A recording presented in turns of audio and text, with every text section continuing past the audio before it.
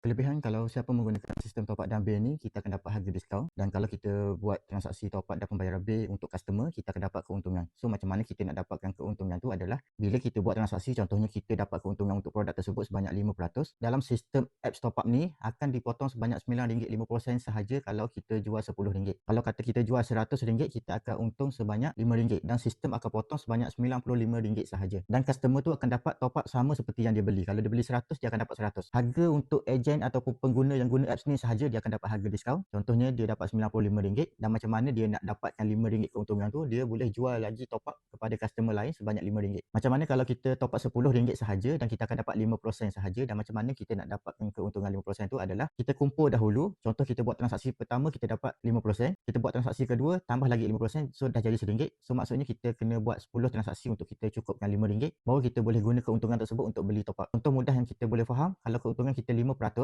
kita nak beli top up RM10, kita perlu bayar RM9.50 sahaja. Berbanding kalau kita beli dekat kedai, kita nak beli RM10, kita akan bayar RM10. So siapa yang nak daftar sistem top up ni atau ada apa-apa pertanyaan, boleh klik link dekat bio saya.